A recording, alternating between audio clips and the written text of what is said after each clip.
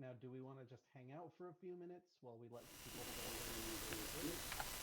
Yeah, I think that's not a bad thing to do. Yeah, we're streaming now, and okay. Yeah, I'm looking. I've got the actual stream set up on my monitor over there, so I can actually see what's going on. So, yeah.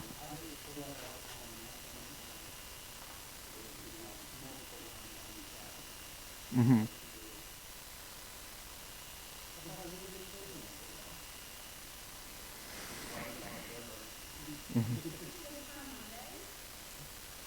Yeah, I can't complain too much, considering what I thought the day was going to turn into, and it didn't. So that's positive.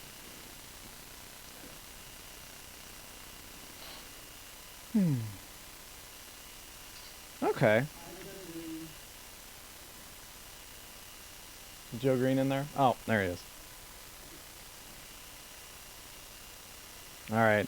I've got it up on the tablet, and it's doing the pre-roll ad now. Yeah.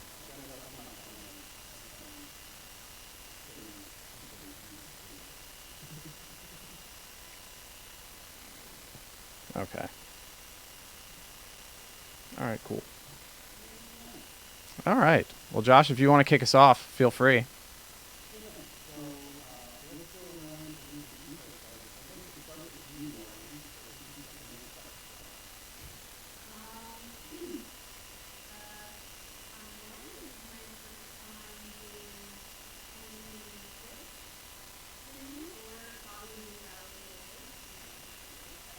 We'll have to send you a shirt after this.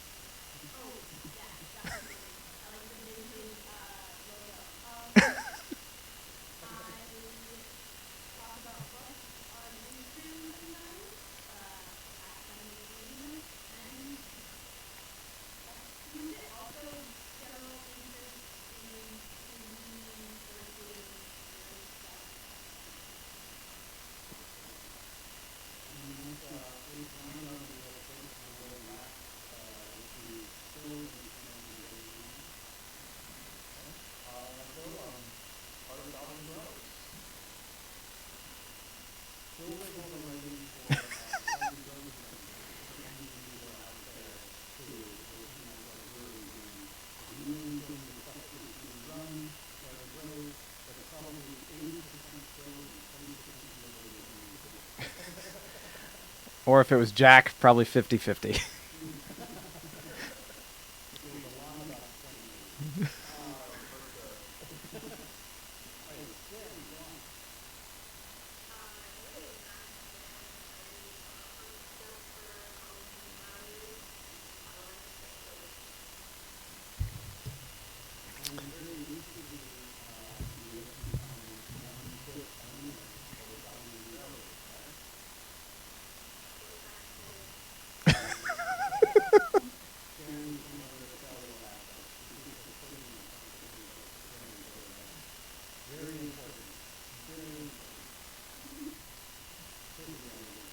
Yeah, I'm Brandon, Goblins and Growlers.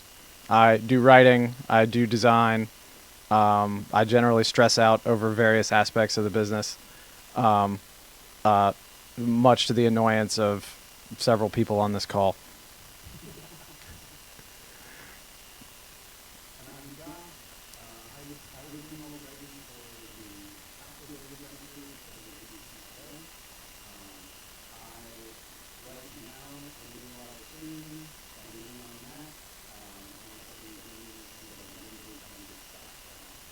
Where can you get those one-page dungeons, Josh?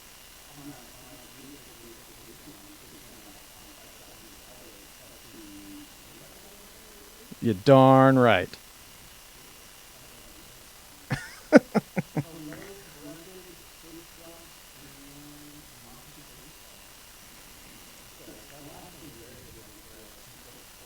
Mm-hmm. Yeah. So, Josh, what's the deal with this book club that we're doing?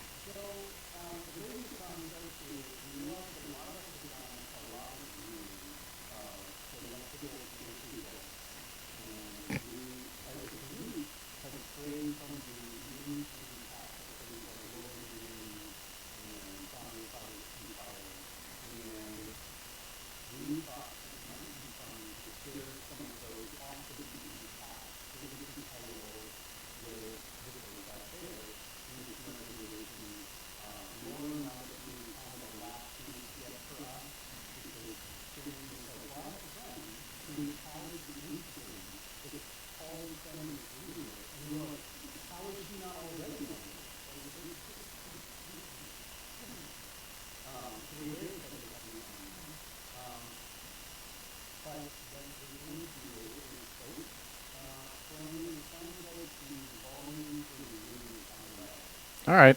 Let me see what I can do.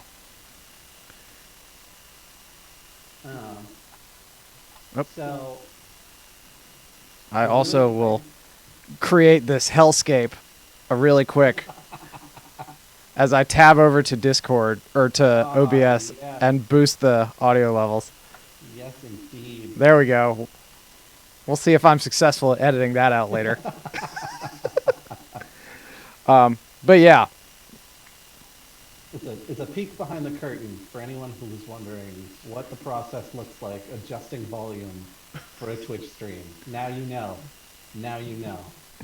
Hopefully we're a little more audible. If we're still pretty quiet, let us know and we'll see what we can do to further adjust it. So the basic concept is we've read a lot of fantasy novels. We know that there is some hunger for additional fantasy novels out there, be they audiobooks or physical books. And so we thought we'd share some of our favorites that are off the beaten track so that maybe some of you all out there can experience the same love we have. Thank you, Brecken. So who wants to start? We were talking to Lauren yesterday, and she was talking about some of the frustrations she had found with the fantasy genre recently, which I thought was a pretty good way to sort of kick the discussion off. yeah, I think that's great. Yeah, go for it, Lauren. Yeah. Stuff? No, sci-fi and fantasy has been a super long favorite genre of mine. I read a lot of sci-fi fantasy and romance now, but sci-fi fantasy, I was one of those nerdy little kids that would go to the school library and check out anything with dragons, anything. And I think towards the end of college, I found myself getting a little frustrated with fantasy as a genre. It felt a little stale, and sci-fi still felt current and felt like there was a lot of good social commentary, technology, grappling with big topics, and fantasy was falling flat a bit. And I think a year ago, maybe a bit more, I was gonna give it another try. I really love fantasy, and so I went out and purposely sought authors, female authors, queer authors, authors of color. So I got sort of this influx of different stories that are are a little bit different than just farm boy has magic powers and goes on a journey and saves the world. And so I found there's so much good stuff out there now being written. You just gotta look for it. It That's is- my fantasy take. It is kind of amazing that fantasy started out with people like Tolkien bringing in elves and dwarves and hobbits and things like that. And then, fairy tales back in the day. And nowadays, everybody who grew up reading that stuff has been really inspired. And so there's a ton of writers now that are putting their own twist on things. I think, honestly, the number of avenues that you've got for finding really good books these days, it seems like you could very easily get lost on a treasure hunt. That's my problem. I have the same problem choosing new books that I do that my aunt has trying to watch something on Netflix. It's there's just too much. I don't know what to choose. Yeah, I don't know what to invest my time in. So I tend to rely a lot on recommendations and things like that before I'll put my foot in something, because I know otherwise I'll just be mad at myself for wasting time if I just pick something random and don't enjoy it. Yeah, I think it's books are one of the things friends' recommendations are still gold, right? TV shows and books. if like I have a friend that's like, here's the pitch, this book's really good, I just read it, that's normally what's gonna really do it. Yeah. I actually got a recommendation sort of through Facebook yesterday. Somebody took a picture of a page of a book, one of my Facebook friends, and I was able to just like read the paragraph that was snapshotted there, and it was enough to make me be like, I'm going to read this book. And I found it online and was able to get it, and I read it in a day.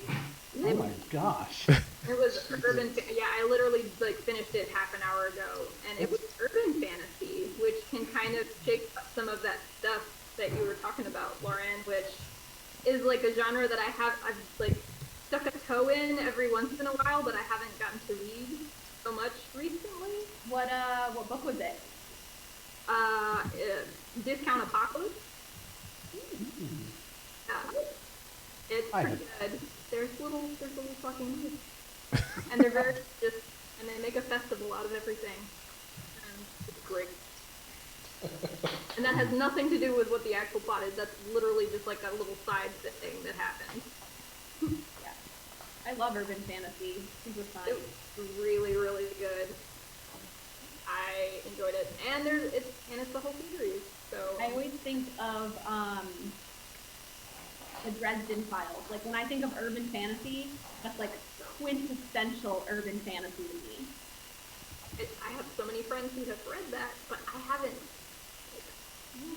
Yeah, I also have a friend who's like really super big into Dresden Files, and I know like in like RPG communities, there's like the Fate system has a very popular Dresden Files setting, and every time you read something about the Fate system, they're talking about Dresden Files. So like many times I've been like, I should probably check that out, but I just never have.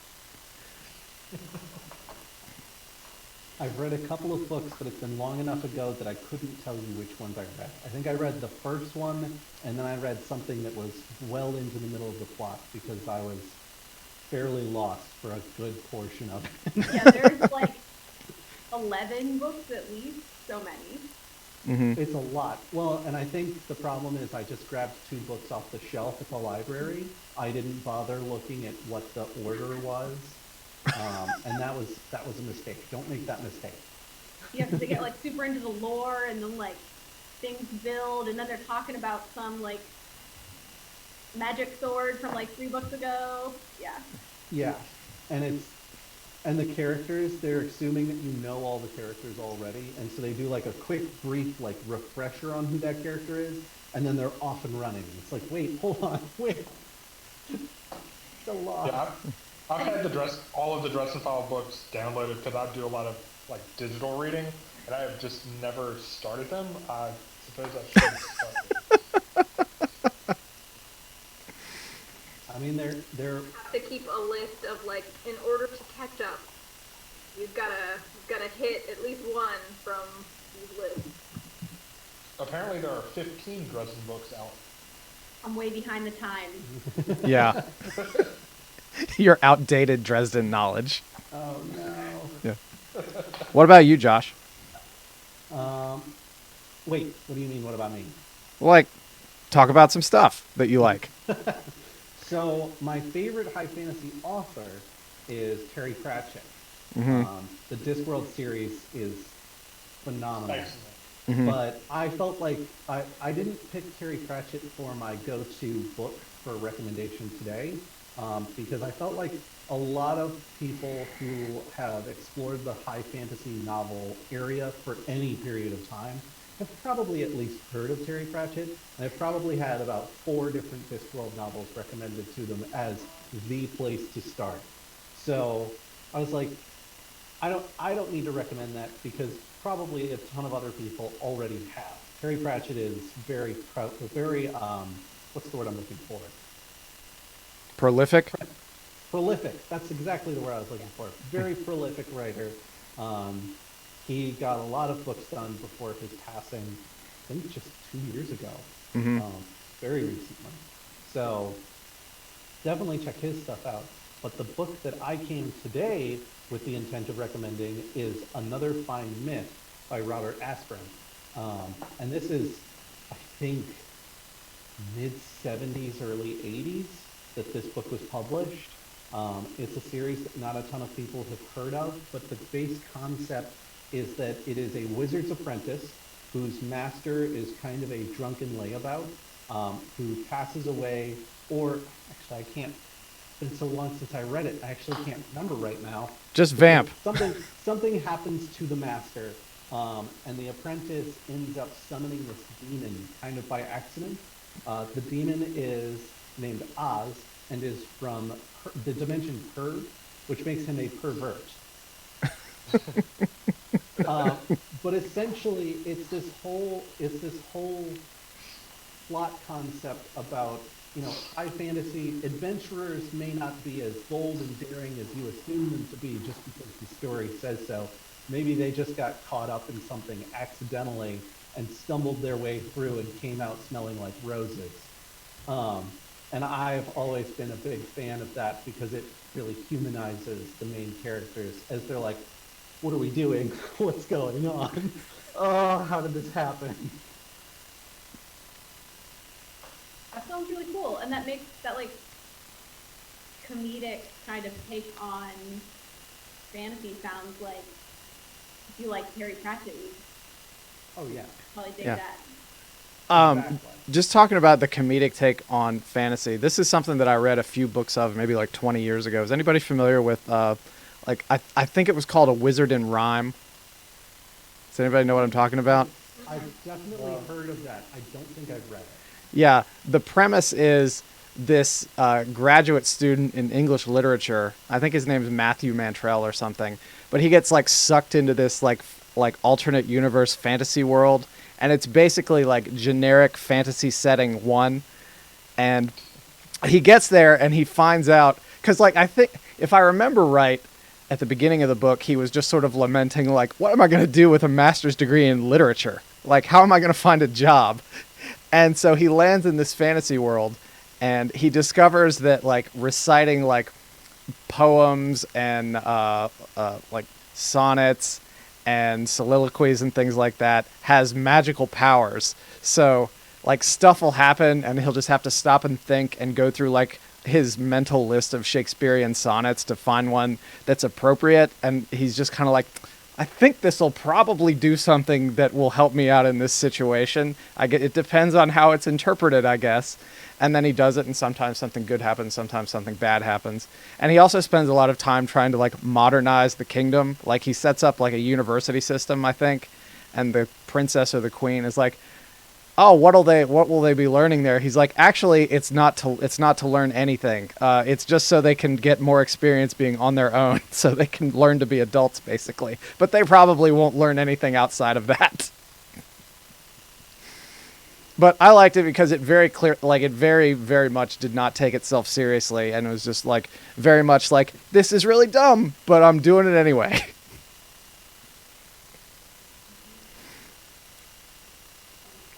Mm-hmm. What about you, Phil? I have a couple that I generally recommend.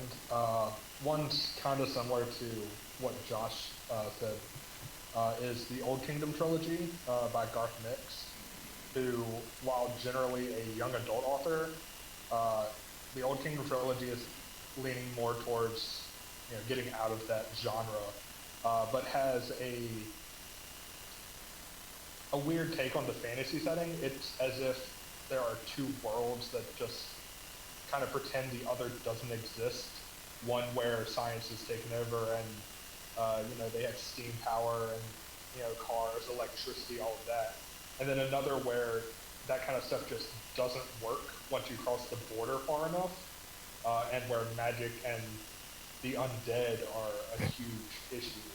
But it's not one of the normal, this super powerful character just makes their way through and shows off their prowess.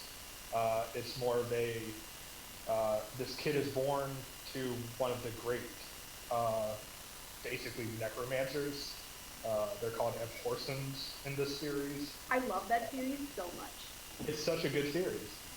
And then she is taken back, learns about her heritage, and then he dies, trying to, prevent the new coming of these great elementals, essentially.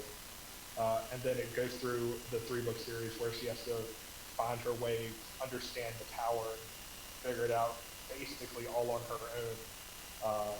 And then you find out, she has a daughter and other kids, and it just goes through their entire life before they finally manage to save the world just by the skin of their teeth and a lot of luck. And it kind of turns a lot of the normal fantasy tropes on its head. Yeah, that one is so good. I read it when I was in like middle school or early high school, and it's like, it doesn't feel like a young adult novel. It feels like pretty serious, and the like growing up that the leads do is really good. And I have a soft spot for necromancy. Like, I think it's That needs to be a T-shirt. I have a soft spot for necromancy. the book that I'm going to recommend also features necromancy. I just think it's a really cool, underappreciated magic system. It really is. And I've actually used the Old Kingdom trilogy for a lot of inspiration for some adventures that I write for Goblins and Growlers, because it's unexpected. People are like, oh, one dead. They're just attacking, and we're hearing this strange music in the background. I wonder what that has to do with it. Are those bells? Like, I got you. That's super cool. I took a class in college, sci-fi and fantasy lit, so I'm cool. And that was one of the books that we read. Really? Sci-fi and fantasy lit class, yeah. I also took It's a really well-written series. Yeah, I took a fantasy lit class in college, and I cannot recall anything that we read in that class, which is really sad. The teacher was adamantly against Lord of the Rings in that class. Kind of for like she was operating from the same premise we are, that it sucks all the air out of the room and you can't have a discussion about it because they're too passionate about it. We didn't read Lord of the Rings, but we did, we gotta talk about it. Yeah. But I remember a very heated discussion about Star Wars and whether it was fantasy or sci-fi, and people were upset. Doug was upset. I mean, that's the trouble with trying to draw the line between sci-fi and fantasy sometimes, is that it can be both, y'all. Yeah. It can. Well, yeah, there's another book series that I like. It's called, and every time I admit to it, I'm embarrassed, because it's the 1632 series by Eric Flint. Is anyone familiar? I know. Yeah. Offhand. I'm familiar enough with the first book. Yeah. So this book series was introduced to me when I was at a Walden Books like 20 years ago with a friend of mine, and he's like, "Oh, you should totally read this." And I said, "Why?" He said, "It's about a bunch of West Virginia coal miners who get thrown back in time into the 1600s of Germany, and are in the middle of the 30 Years War." So they, Did I cover yeah, I they end up remember like, Aaron pitching this to me. yeah. I mean, it's really fun. It's like the Maury Povich of fiction books, because it's just garbage. It's just complete garbage, but it's so entertaining. Garbage Yeah, in several ways. yeah, but it's Is so it entertaining. like a guilty pleasure? It's very much a guilty pleasure.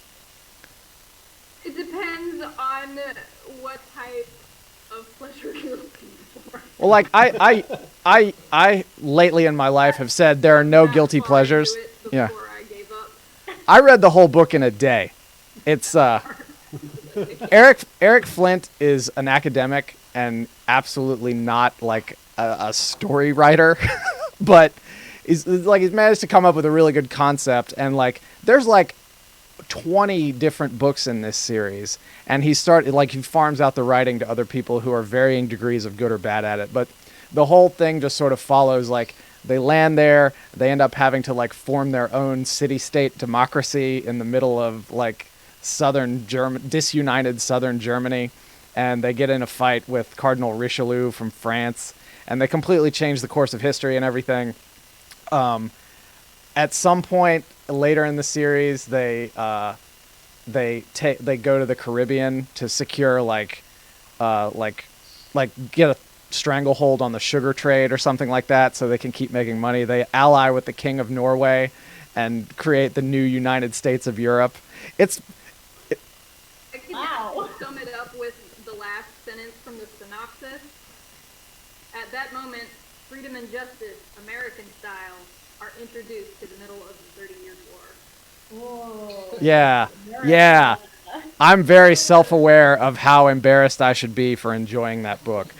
But anyways, I was mentioning this because it does a really kind of interesting, it does sort of its own interesting straddle of the fantasy sci-fi line, because the method by which they're sent back in time is very much sci-fi, but then like they almost become the science fiction when they're existing in the 1600s, because the town there was like a coal-fired power plant there, and also like a natural gas system there.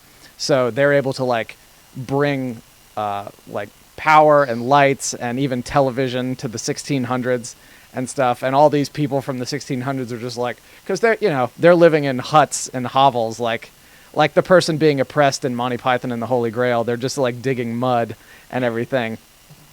But it keeps the story grounded in the real in as much as you can for a story with this premise, but through the eyes of the people who traveled back like 400 years, it feels kind of like a fantasy novel that they're living in. But by God, they're going to turn it into modern America if they have to die trying. Before we turn it over to either Sharon or Lauren, whichever of you would like the floor first, so Facey says that she has a guilty pleasure suggestion, which is Walt Becker's Link. It's basically what if aliens bred with ancient humans and Indiana Jonesy with a little sexy. And that sounds delightful, but also like you know exactly what you're getting into. Yeah. Yeah. Kingdom of the Crystal Skull. That sounds amazing. I love like when some like sexy romance gets into my like adventure fantasy sci-fi, so sounds hilarious. On that note, I will recommend Discount Armageddon, Lauren. Delightful. It's a cryptozoologist in New York from a family of cryptozoologists, and they have sort of like a centuries-old rivalry with another group that their mission is to eliminate all unnatural creatures. So like, Sasquatches and Wendigos and dragons and elves and all that. And her family defends them, but also like studies them from like a science perspective. But she's also a dancer. But she's too busy like having to wait tables at like a strip club so that she can live in New York away from her crazy family. But she has a colony of mice that live in her apartment with her because it's like a break-off colony that like her family keeps these mice. It's just this weird like little background chorus every time she does something. They like cheer her on. So good. You can never make fun of me for liking 1632 ever again. Yes, I can, because this is a message of acceptance. Any strange creature that might live in your city, they're just doing what they do. They don't necessarily want to harm humans. They're just there trying to live their lives, man. And the Price family defend them. I like it. Sort of a reverse supernatural type situation. It's very that. It does have very supernatural vibes. Yeah.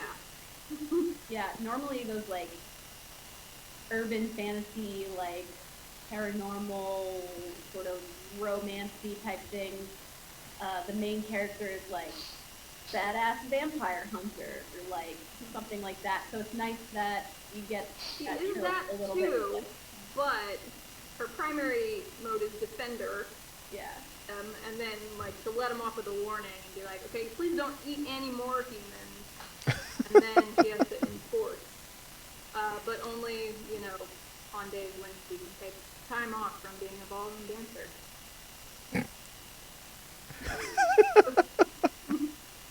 That's wild. I love it. Lauren, did you want to talk about your recommendation now?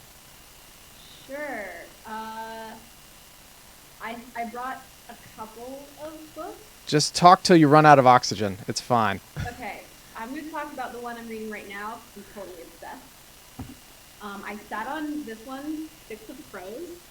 I sat on it for a while. I saw it was getting some good reviews, and I was like, I don't know. But it's actually really great. It's a heist, like a fantasy heist novel. The whole novel is a heist. Okay. So, the characters are like, sort of, the main character is sort of like a little bit of an Artemis Fowl type, like super smart, ruthless gang leader in the slums of this city. And he gets pitched by one of the merchants. It's like the job to end all jobs. And he has to break into like a foreign government's like stronghold and extract somebody. And they're like, only you can do it because you're the best thief. And the book, he like assembles a crew, and like you get a bunch of different characters who are all there for their like own motivations and have their own backstories. And then right now, this far away from finishing, and they're like broken into the fortress, and they had to like go undercover, and then their plan went to shit, and then they're gonna have to like find another way out. Super fun. Very like adventure-y and dark. So, like, That sounds cool. I love a good heist story. right? Yeah, it transcends genre. It's fantastic. Yeah.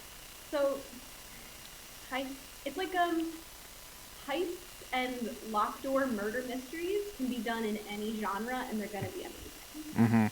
Unless the milieu has frequent use of teleportation spells. Then a locked door murder mystery becomes much more mysterious.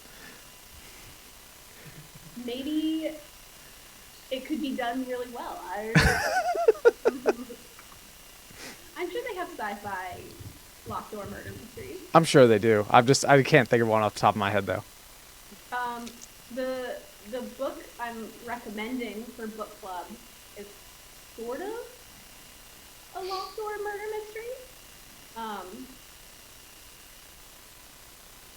It's this one, Gideon the Ninth. It's got necromancers. It walks the line between sci-fi and fantasy. So it's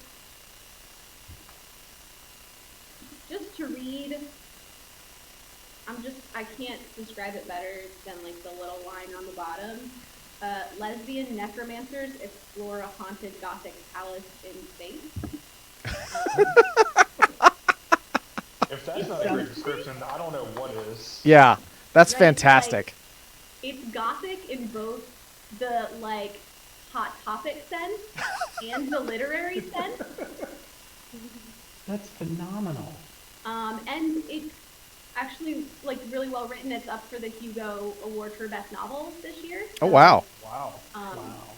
And it's the author's like first novel. It's really good. That's impressive. It's got, so there's so much necromancy. There's like all these different houses have different like styles of necromancy, and it's really cool.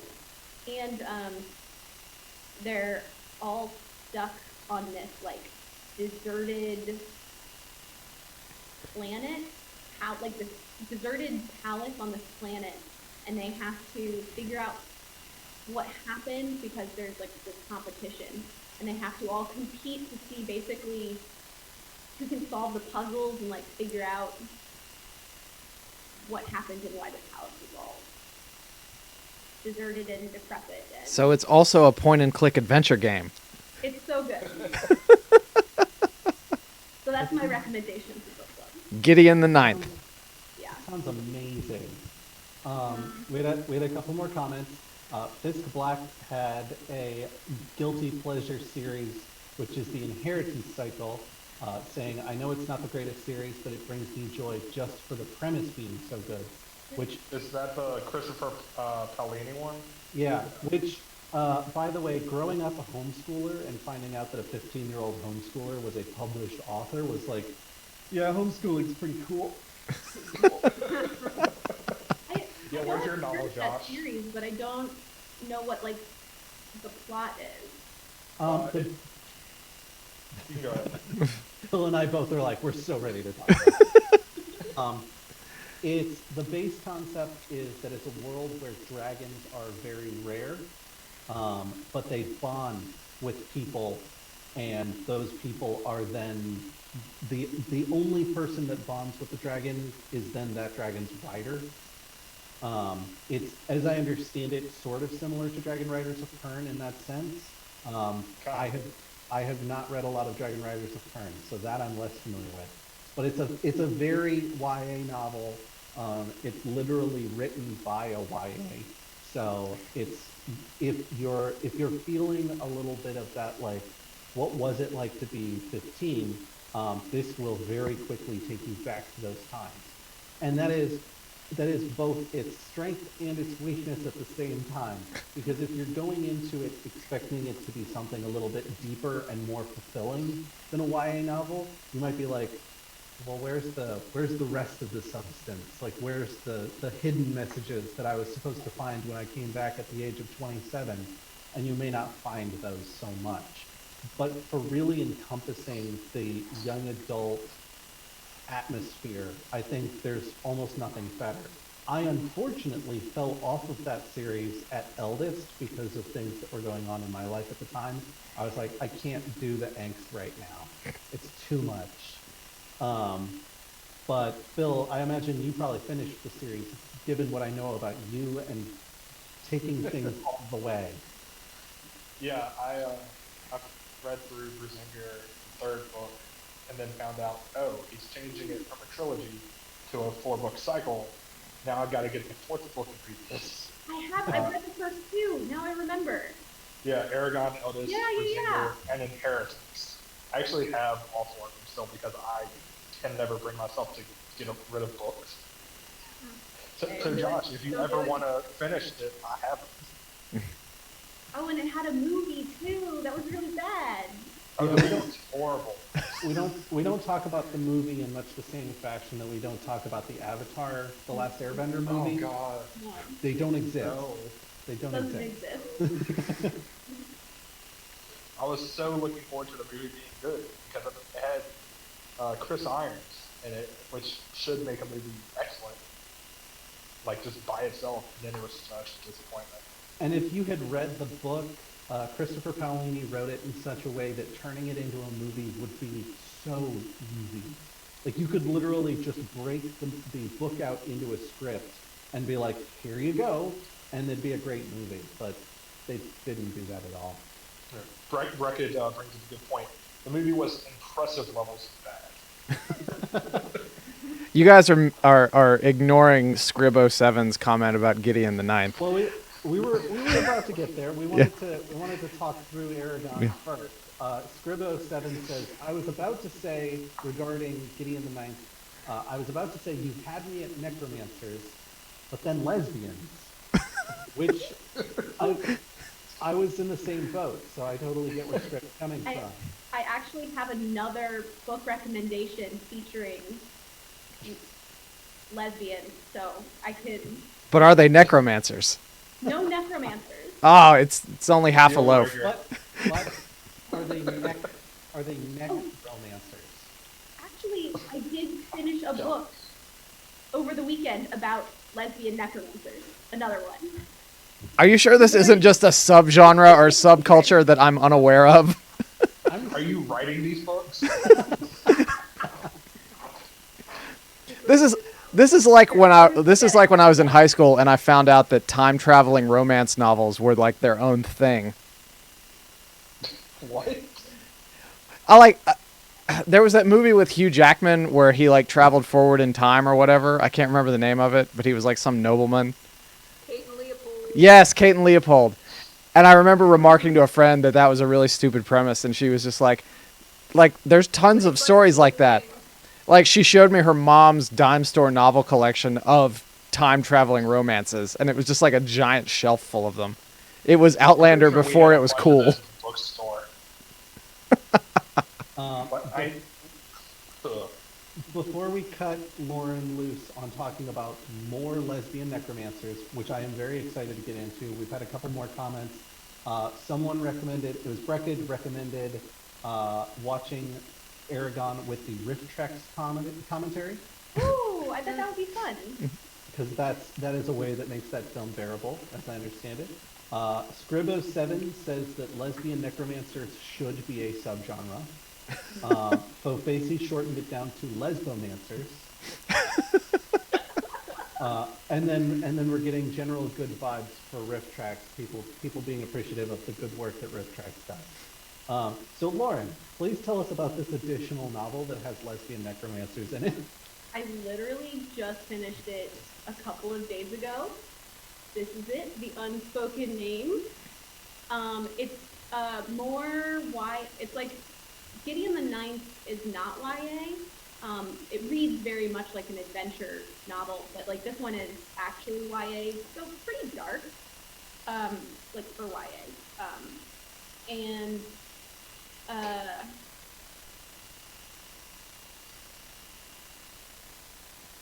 basically, the sort of like the main character is an orc, and they don't call her that, but she's got like tusks and she's like clearly enlarged. And she's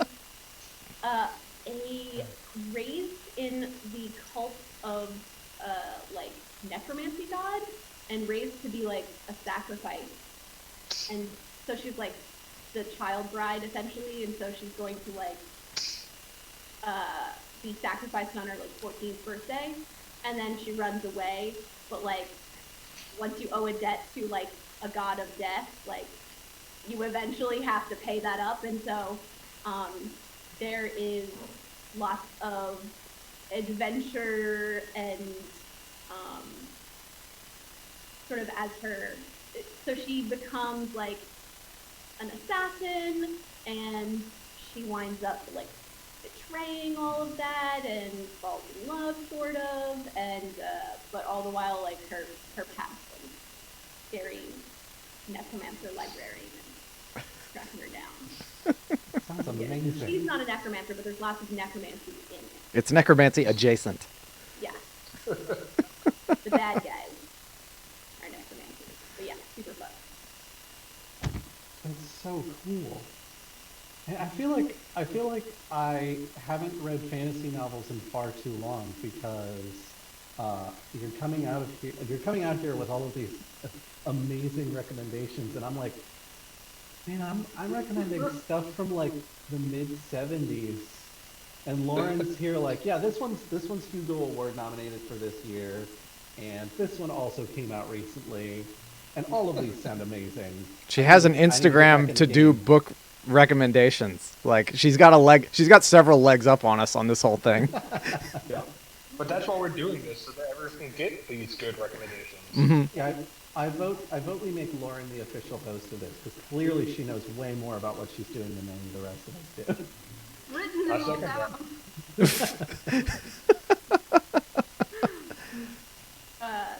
I just like to talk about books a lot, that's all. I mean, I'm thrilled because Sure, it's a relief to my friends who are like, oh, we're so tired. they're like, what's that you say? You've become part of a monthly Twitch for streaming, talking about fantasy books. Get it all out of my system. Expend that energy over there. Release valve.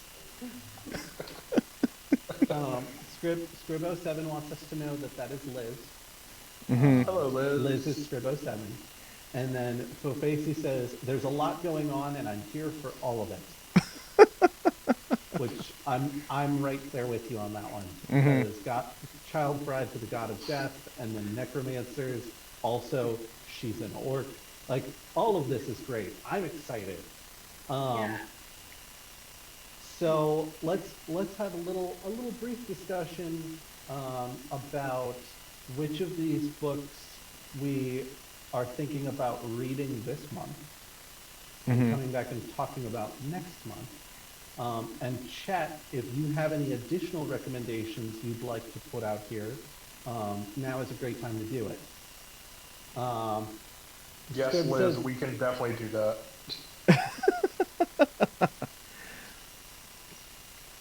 Yeah, we'll have a blog post, Liz. Don't worry about it.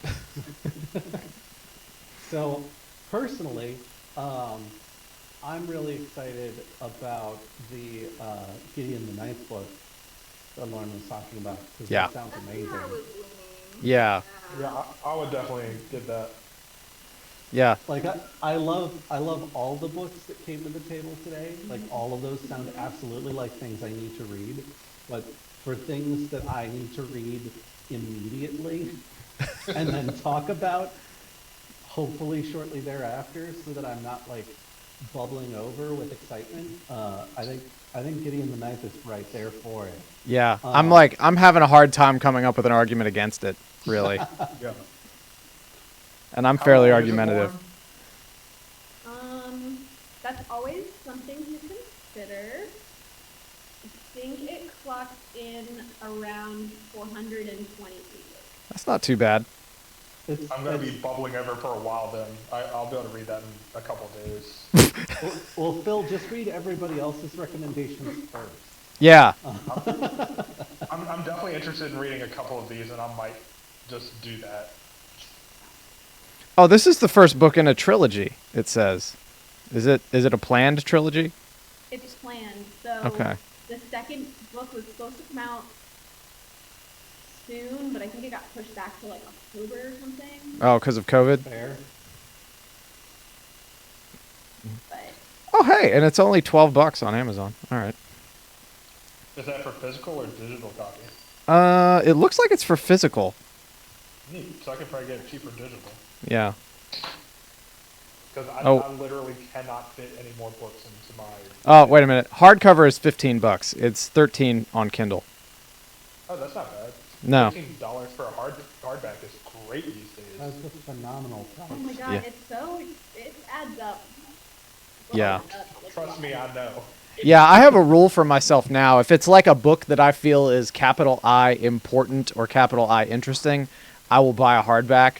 But if it's something like 1632, for example, I'm like, I'm not damaging the environment just so I can read this, and I just get it digitally. For me, it's books I'm likely to loan. I'll always get hardcover. hmm Because I don't want to be the person who loans you a book that's already in tatters, and then pages start falling out while you're reading it, and you're like, ah. I like like paperback, like hard, because I read a lot on the metro on my like commute to work. Sometimes like hardcover books are a little bulky, but I like reading the physical books. For my Kindle, I normally do like the books that are harder to find in stores, like romance novels and stuff. Oh, hey, speaking of In my book choices. finding books in stores, I guess like I mentioned Amazon a second ago, but like support your local bookstores while all this stuff's going on. Like most of them are doing like curbside pickup and stuff like that. Spend 5 minutes calling around to some bookstores in your area to see if you can find the book. Yeah, I think just here in Richmond, we've got I mean, it's a chain, but it's Second and Charles, hmm which does a lot of really good both used and new sales. So supporting them would be cool. We've had a couple of people who are regulars to Goblins and Growlers who work there, so we're always pro supporting them. Yeah, and it's also a lot of smaller shops like Book People over near Willow Lawn. Shop Suey in Carytown. Yeah, Oh, Chop Suey for sure. yeah, That's such a cool bookstore. yeah. It is. I don't even live in Richmond, and I know that bookstore. I'm old enough to remember when the primary Chop Suey was down Cary Street a ways. It's now a crappy mini mart. And the one in Carytown was Chop Suey Tui. And it was the smaller one. Brecken would like us to know that Fountain Bookstore delivers as well. There you Oh, go. that's neat. All right, yes. Support independent bookstores. Absolutely. Or at the very least, 100%. support chain bookstores that result in money going back into your local economy. Yeah. Chain bookstores that are employing your friends and or family. Mm-hmm. If anyone is in Nova, there's also McKay Brothers up there. And that's Oh, an yeah. excellent bookstore. Up in Manassas, I think there is one. Yeah, Manassas. It's their biggest location. They also have one in Tennessee and Kentucky. Wow. But they don't have one in Henrico anymore. Not anymore, unfortunately. For, My local favorite is Politics and Prose, ooh, where's that? up in DC. I've actually been there when I went up and visited DC. I got a couple books from them. Yeah, they're like the DC bookstore. Kramer Books too. They're pretty good. Yeah. The big local bookstore back in my hometown just launched, I think, like a GoFundMe, just because they rely so much on foot traffic from people on weekday evenings and Saturday afternoons and Saturday nights and stuff like that. Yeah. And you don't open an independent bookstore to make money. You do it because you love books, and most people are just breaking even on these things. So again, I feel bad for even mentioning Amazon earlier. Please support your local bookstores. How could you, Brandon? Well, I wasn't thinking. Does anybody have any really stupid, you probably shouldn't read this, but you'll enjoy it maybe in a way if you do, kind of recommendations? Not like a serious let's read this for next month kind of thing, but just like this is dumb. People have had some strong guilty pleasure book suggestions. Yeah. Last topic. Yeah. I'm trying to think of some good some of my guilty pleasure books, and I think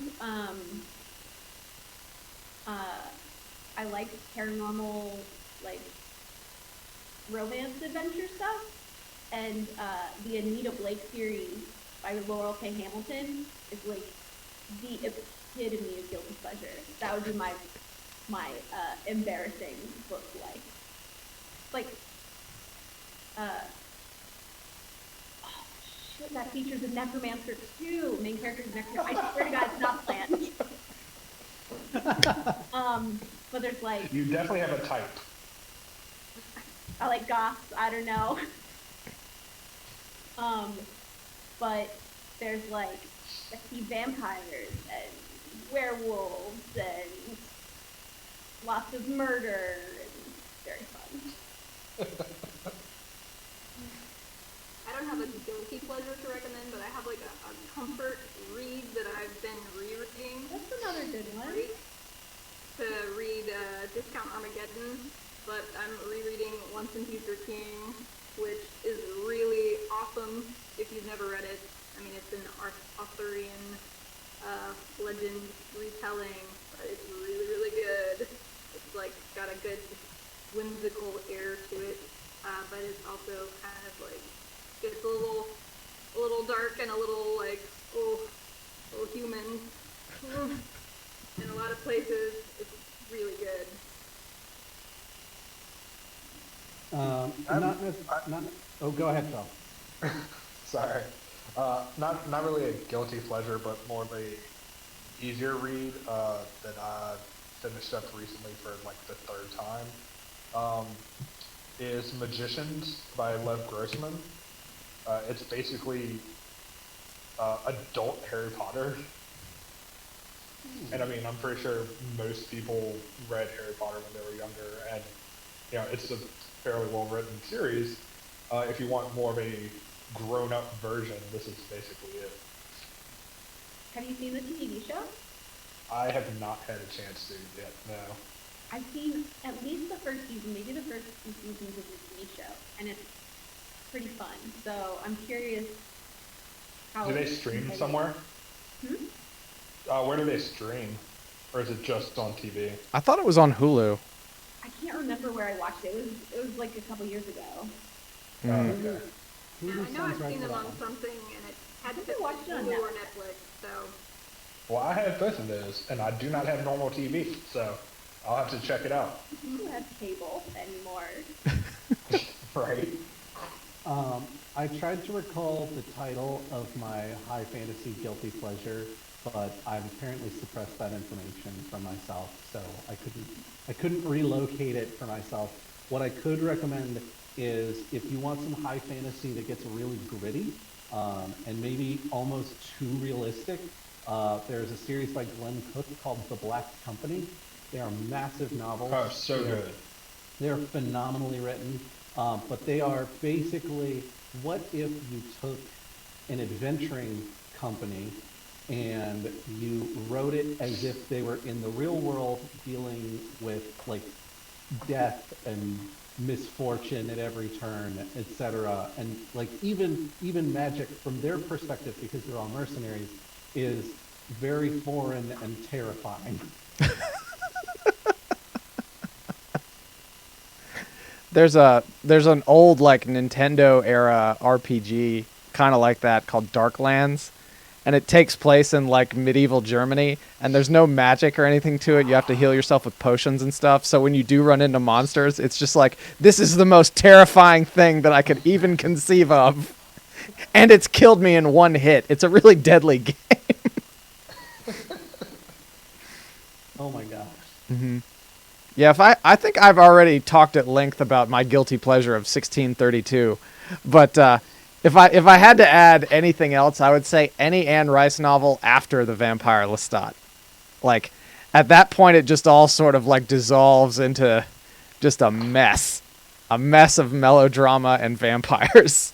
Oh my goodness! I watched Queen of the Damned. That was your first, second, and third mistake. Have you? Please tell me you've seen it. Of course, I've seen it. So bad. It's like peak 80s bad. Yeah, but it was made in like 2001 or something. No, Yeah. so bad. Yeah, like I'll look it up.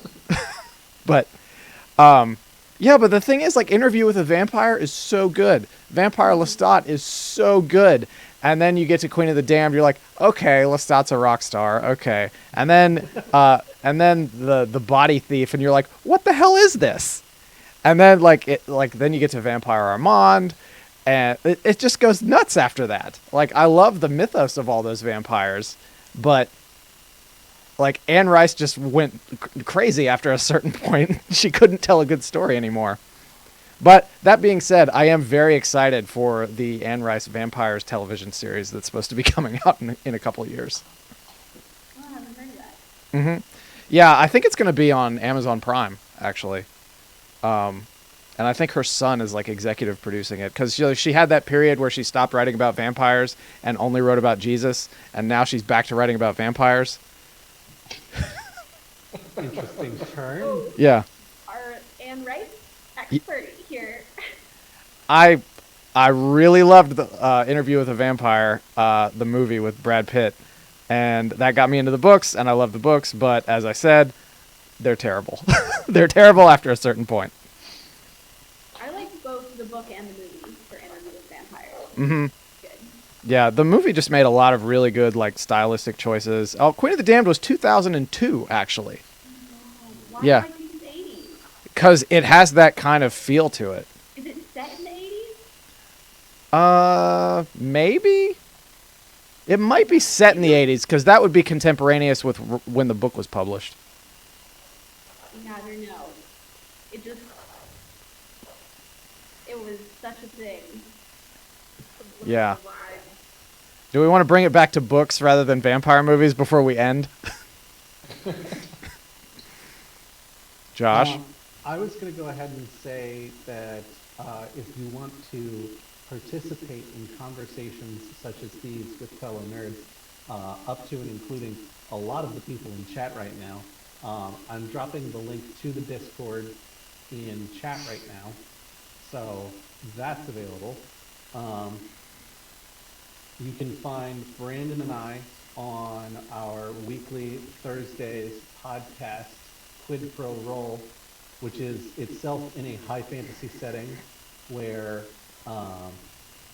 metallic dragons have disappeared and our party is on a race against time, by which I mean the prophecy was given to us, and the woman who gave it to us, who is the guide NPC, keeps telling us that we're being too slow as we run about and create havoc and shenanigans around this glorious world that the DM has created for us. Also, I play a wrestler. That's part of why there's so much chaos. You can find us there. You can find us on the Discord. You can find us on Facebook, Twitter, Instagram. We've got a Patreon if you're looking to support us continuing to do beautiful things like this. Twitter, Facebook, Instagram, all of those are going to be / Goblins Growlers or Goblins and Growlers. Sometimes we got one and sometimes we got the other. So Yeah. just for both. Yeah. Lauren, if you want to hype your Instagram for a minute or two. Please hype your Instagram. Follow me on Instagram at Feminist Reading List. I post like book reviews of whatever I'm reading at the time. Lots of sci-fi, fantasy, and romance with the focus on like queer and like female-led stories. Yeah. If you've been wondering previously why Lauren has available to her so many books about lesbian necromancers, now you know. Next month, we find out she is a lesbian necromancer. So are we reading Gideon the Ninth? Is that the sort of... That sounds like the plan to me. I cannot think of a better option than reading this story about lesbian necromancers. Yeah. I have actually already purchased it. I'm very excited. There's a lot of pressure being the one with the book recommendation. Well, I'm excited. You sold me. I'm sold. Yeah, that's the thing. You're a good salesperson. You made a great sale on this. So, as long as you stand behind the product you're selling, we're gonna be fine. And I think every last one of us has read bad fantasy novels, so I don't think you need to worry about us being like, Lauren, what is this? What would you recommend? I'm glad the bar's down here. Yeah, so everybody who wants to, we will be back, I think May 18th is when we scheduled the next one of these. That's what it says on the Facebook event. Yeah, if you're on Facebook, follow the Facebook event, which you can find on Goblins and Growlers.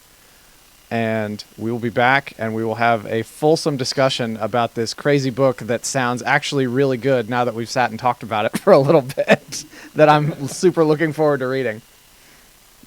But if you read the book as well, you can be part of that discussion on Twitch in chat. Yeah, thanks everybody for bearing with us on this. We just thought this would be a fun thing to try. We're just sort of figuring it out a little bit. But we'll make this video available later for people, and we'll couple it with a blog post with some stuff about the books everybody talked about. All right. Sounds good to me. All right. Well, thank you everybody for taking time out of your Monday evening, both to be a part of this and to view it, and to participate in chat. Thank you all for being on here, and thanks to chat for being so active. It's always lovely to hear from everyone. Mm-hmm. And I will see all of you, I presume, in Discord. Yep. All right. We'll catch you later.